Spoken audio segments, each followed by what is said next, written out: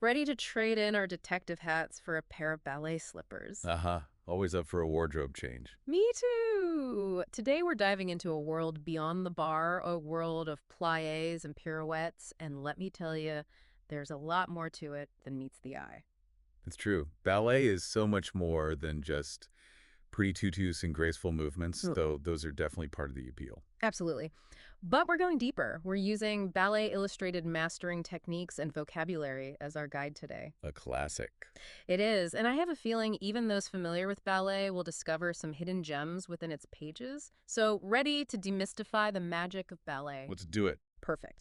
Now, the book starts with those iconic five basic positions, the ones we see and instantly think, oh, yeah, that's ballet. But what I found so interesting was how the book uses this playful image of like hugging a giant beach ball to describe the arm position in first position. I love that analogy. It's so true, though.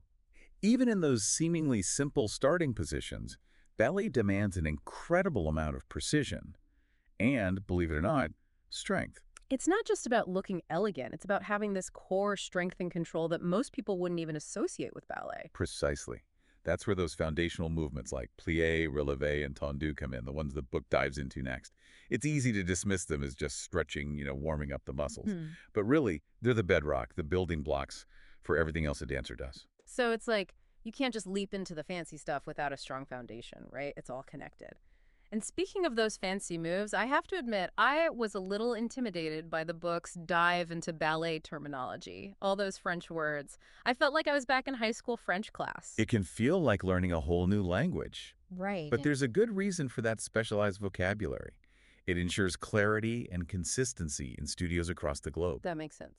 So a détonné in a Moscow studio means the same thing in a New York studio, a Tokyo studio, you name it.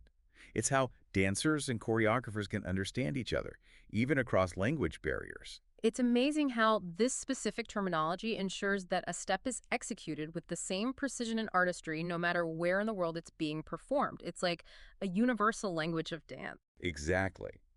It ensures that the art form remains pure, consistent, and understood by all who practice it. It's incredible. And that level of precision, that's what elevates ballet from mere movement to a true art form.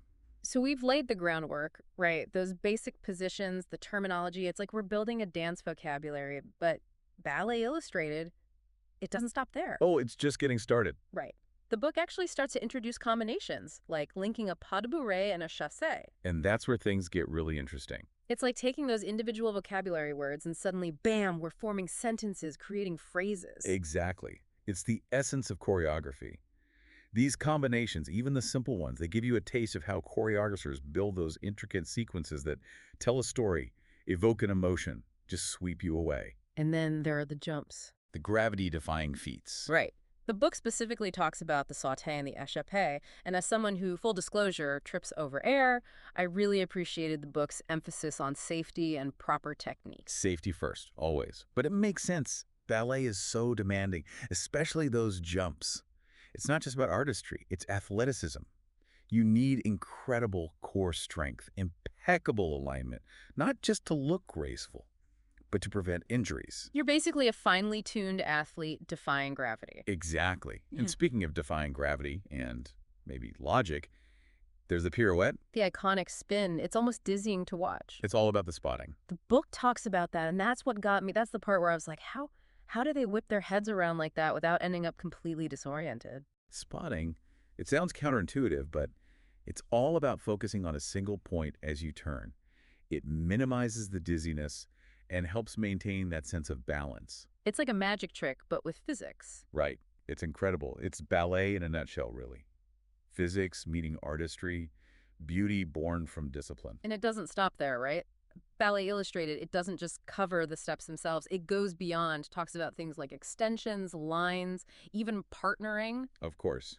Those are the nuances, the details that take it to another level. It's like adding punctuation to those sentences we were talking about. Exactly. A long, extended line can evoke a completely different feeling than a sharp, angular pose.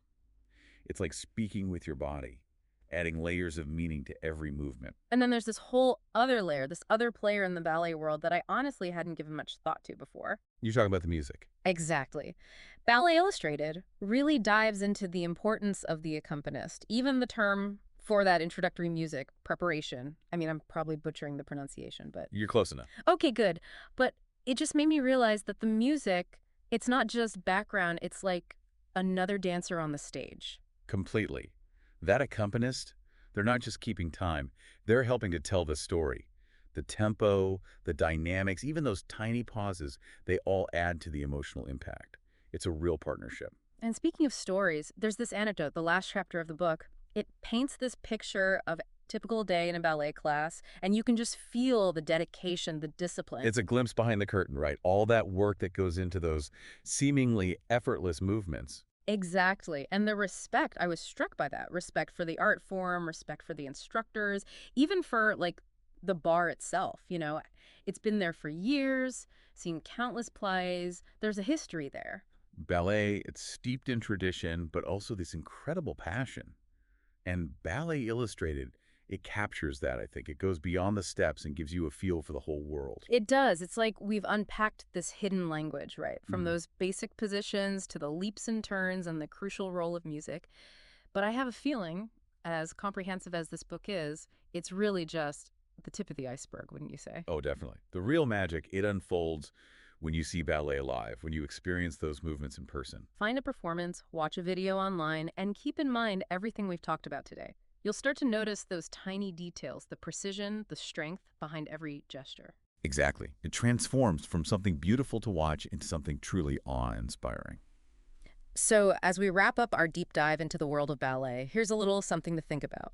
How does understanding the work, the dedication, the artistry behind those graceful movements, how does it change your experience of this captivating art form? This has been the deep dive. Until next time, keep those minds curious and those questions coming.